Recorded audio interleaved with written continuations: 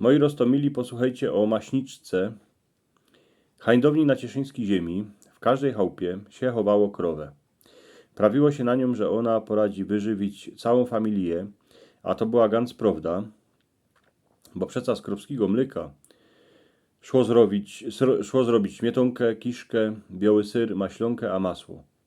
Ku temu jeszcze, jak się upiekło chlebiczek, to już żadny w chałupie nie jojczał, że mo głód.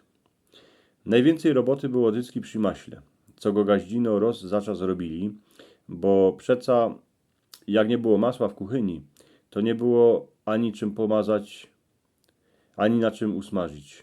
Najprzód jednako trzeba było naryktować maśniczkę, co dycki stoła we szpajsce, lebo kańsik w kątku w kuchyni. Pięknie sobie ją gaździno porozkładała, umyła ciepłą wodziczką, a potem zaś poskładała do kupy. Dołu był spodek, na nim wyrchniczek, w postrzodku toporka, a na nią był styrczony piesek. Porę dni gaździnka zbierali śmietonkę z mleka, kidali ją do bącloka, a jak się już kapkę nazbierało, to tą śmietonkę wloli do maśniczki, a pomału zaczęli cackać toporkiem do wyrchu a dołu. Furt a furt. Toporka miała na końcu takowną deszczułkę z dziurami, co przez nich śmietonka gichała, a pomału się z niej robiło masło. Co by śmietonka nie pryskała po całej kuchyni, to był ten piesek, co się go wraziło na toporkę. Ale i tak wiele razy trzeba było mieć jakąś handrę na pozoryndziu, co by śmietonkę z dłaszki poucierać. A jak doma był kocur, to dycki przyszł, a wszystko dokoła maśniczki wylizał.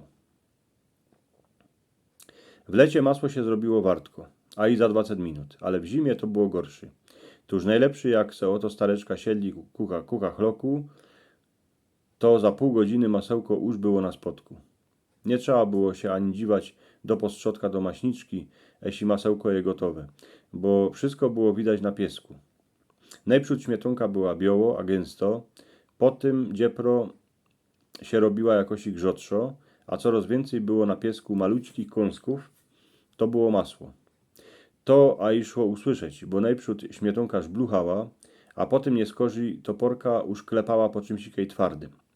Jak na piesku kąski były już coraz większe, to dziepro w ten czas stareczka maśniczkę odewzili, a uwidzieli na końcu toporki żółte kąski masła. Pięknie to wykidali do miski, przepukali zimną wodą, a chnet to postyrkali do sztwiertek.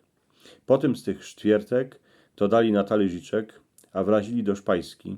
Kany był chłodek, ale wiele razy było tak, że przyszły dziecka, a stareczka im chleb pomazali masłem, co z niego jeszcze kapała maślunka.